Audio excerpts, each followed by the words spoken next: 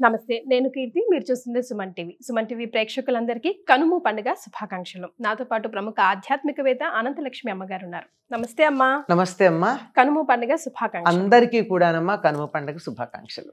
అమ్మ, ఈ video start చేసే ముందు వరకు నేను మిగతా గెస్ట్లతో చేసినప్పుడు కూడా కనుమే అన్నానమ్మా. కనుము అనాలని మీరే కరెక్ట్ చేశారు నన్ను. అవును, కనుము అనాలి. ఇదే కరెక్ట్ అమ్మ. రైట్. సో కావాలంటే నిఘంటు చూసుకోండి. మీరే మాకు డిక్షనరీ. నేను డిక్షనరీ చూసి మరీ చెప్పా. రైట్. సో ఈ రోజు విశిష్టత, ప్రాముఖ్యత, ఈ రోజు నాన్ వెజ్ తినే వాళ్ళకి కక్క ముక్క తినే రోజు అని మాత్రమే తెలుసమ్మా. కాకుండా ఈ రోజుకున్న విశిష్టత మీ ద్వారా తెలుసుకుంటాం. మనం ఎంతసేపు ప్రతిదానికి కూడా మన ఆహారంతో ముడిపెట్టుకుంటాం గనక అంతవరకు చెప్తారు. తప్పు లేదు. మాంసాహారం తినేవాళ్ళు ఈనాడు తప్పనిసరిగా మాంసాహారం తింటారు. మాంసాహారం తినని వాళ్ళు ఏం చేస్తారో తెలుసా? మాషం బదులు మషం తినడం. అంటే మాషం అంటే మినుములు, మషం అంటే మాంసం. అంచేత ఇది తినని వాళ్ళు అదన్నా తినాలి. అందుకని ఒక మాట ఉంది, కనుము నాడు మినుము తినాలి అని ఒక పదం. కనుమ నాడు కాదు, కనుము నాడు మినుము తినాలి అనేది ఒక సామెత. అలాగే కనుము నాడు కాకైనా మునుగుతుందని ఇంకో సామెత. అంటే అమ్మా చెప్తా. కనుము నాడు కాకైనా కదలదు అని ఇంకొక సామెత. ఎన్ని సామెతలు ఉన్నాయి? మిగిలిన ఏ పండగకి లేనన్ని సామెతలు ఒక్క కనుము నాడు ఉన్నాయి. దీనికి ఇంతటి ప్రాధాన్యం ఉంది. ఎందుకు అంటే మన సంప్రదాయంలో అందరికీ సమప్రాధాన్యం ఉందమ్మా. మన ఆధునికంగా అనేక రకాలైనటువంటి కారణాలుగా సమాజాన్ని రకరకాలుగా విడదీసి వాళ్ళు గొప్పవాళ్ళు, వీళ్ళు చెడ్డవాళ్ళు, వీళ్ళు తక్కువ వాళ్ళు, ఈ తక్కువ వాళ్ళని ఎక్కువ వాళ్ళు అణగదొక్కారు, వాళ్ళకి ప్రాధాన్యం ఉంది, వీళ్ళకి ప్రాధాన్యం లేదు, లాంటి సమాజాన్ని ధ్వంసం చేసే సిద్ధాంతాలు వచ్చాయి. ఇవన్నీ రాకముందు అందరికీ సమప్రాధాన్యం ఉండేది. అలాంటి ప్రాధాన్యం ఏమిటి అంటే, కనుము ప్రత్యేకంగా పొలాలలో పనిచేసే వ్యవసాయదారులకి, వ్యవసాయ కూలీలకి, వ్యవసాయంలో సహాయం చేసినటువంటి పశువులకి, వ్యవసాయంలో సహాయం చేసినటువంటి వస్తువులకి కూడా పండగ. అంటే మనకి రైతు ఎంత ప్రధానమో వ్యవసాయ కూలీ అంత ప్రధానం, వ్యవసాయంలో సహాయం చేసిన పశువులు అంత ప్రధానం. అంత ప్రాధాన్యం అక్కడ సహాయం చేసినటువంటి నాగలి, బండి మొదలైనటువంటి వాటికి ప్రాధాన్యం. అందుకని ఈ రోజున పశువుల పాకను శుభ్రం చేస్తారు.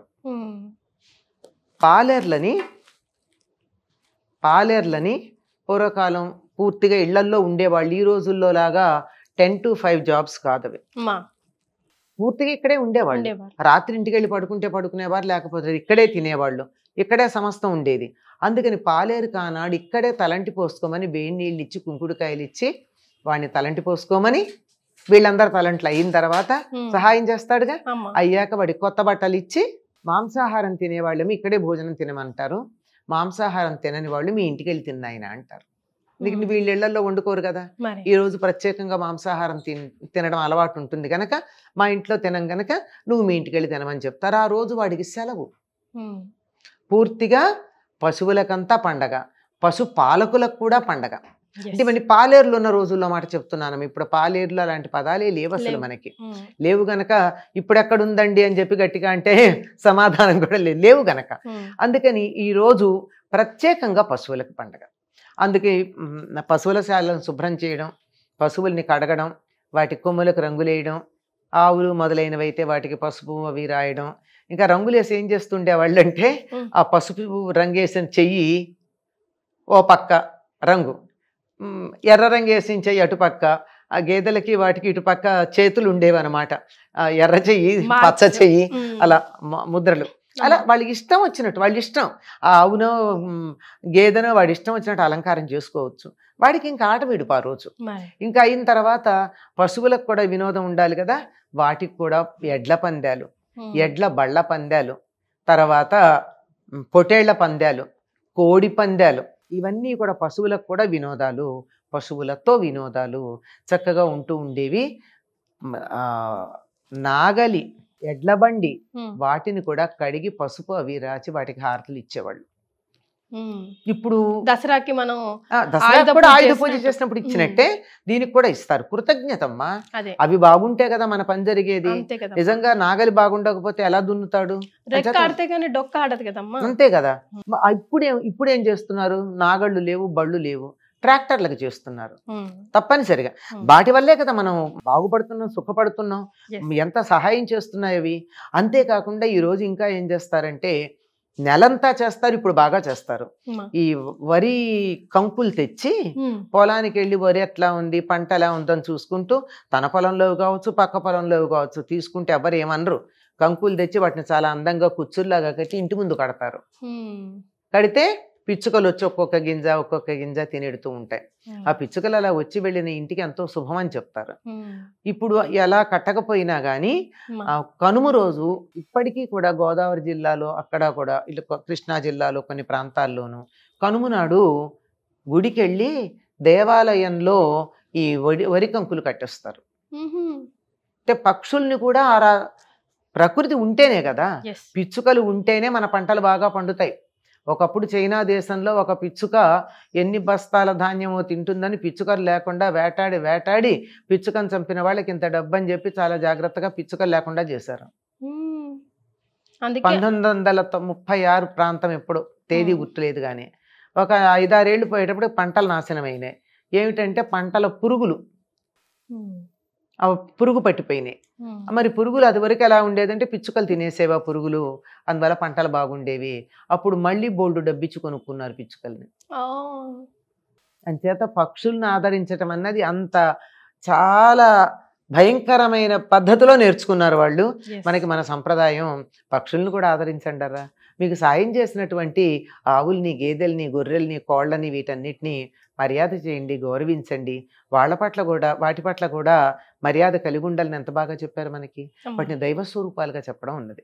ఇంత బాగా పశువుల పండగ, దీని అసలు కనుము అంటే పశువుల పండగ అంటారు. దాని పేరే పశువుల పండగ. ఈనాడు పశువులన్నిటికీ కూడా చాలా చక్కగా ఈ సందర్భంలోనే జంతువులన్నిటికీ పోటీలు ఇవాళ్లే పెడతారు, కోడి పందాలు కానీ ఇవన్నీ కూడా. అయితే మనం ఇప్పుడు కొంచెం బాధపడాల్సిన విషయం ఏమిటంటే ఈ కోడి పందాలు కొంచెం తీవ్ర స్థాయిలో ఉంటున్నాయి. కోళ్ళు చచ్చేదాకా ఉంటున్నాయి. కోళ్లే కాదు, మనుషుల తలలు తెగేదాకా కూడా వస్తున్నాయి కొన్ని చోట్ల. అది వికృతమైనటువంటి దేన్నైనా పాడు చేయడం మనిషికి చేతవు గనక దీన్ని కూడా పాడు చేశాడు. ఇలా కాకుండా చక్కగా ఆరోగ్యకరంగా వినోదకరంగా ఈ కోడి పందాలు కానీ, గొర్రె పొట్టేళ్ల పందాలు కానీ, ఎడ్ల పందాలు కానీ, ఇక్కడి నుంచి మా ఊరి నుంచి విజయవాడ దాకా 20 మైళ్ళమ్మా. 20 మైళ్ళు అంటే 1 మైలు 1400 మీటర్లు, అంటే 1.4 కిలోమీటర్లు. అంత దూరం బండి కట్టుకుని ఆ బండి మీద ఎవరు ముందుగా విజయవాడ పెడతారు, అది బండి పందాలు, ఎడ్ల పందాలు. అట్లా ఉండే మా చిన్నతనంలో చూసాం మేము. వాటికి చక్కగా గెలిచి వస్తే వాటి మెడలో దండలేసి, మరి వాటికి ఏమిటి తృప్తి అంటే వచ్చాక యజమాని దాన్ని ముద్దు చేసే పద్ధతికి చాలు దానికి, అంత బాగా చూస్తూ ఉండేవారు. ఇవన్నీ ఉన్నాయి. మరి మీరు 4వ రోజు పండగ కూడా ఉంటారు కదా, ముక్కనుమ. ఈ రోజు ఏంటమ్మా ముక్కనుము అంటే? కనుము తర్వాత వచ్చేటటువంటిది. ఇందాక ఓ మాట చెప్పాను మీకు, కనుము నాడు మినుము తినాలి అని చెప్పి. తప్పనిసరిగా అంటే మాంసాహారులు మాంసం తింటే, మాంసాహారం తిననటువంటి వాళ్ళు మినుము తింటారు, అది అంత బలం కలిగించేది అని అర్థం. తర్వాత కనుము నాడు కాకైనా కదలదన్నారు. ఎందుకు కదలదు అంటే అందరూ కూడా ఆ రోజుల బళ్ళ మీదే కదా వెళ్ళేది.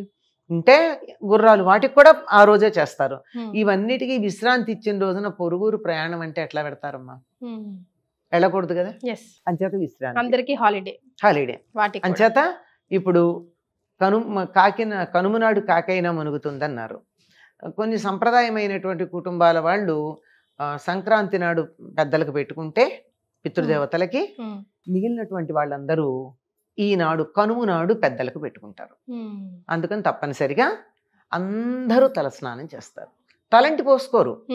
తలంటి అంటే నూనె పెట్టుకుని రుద్దుకోవడం శుభానికి చిహ్నం. ఇది శుభం కాదు, పితృదేవతలకు సంబంధించింది. అందుకని తలంటి స్నానం చేస్తారు.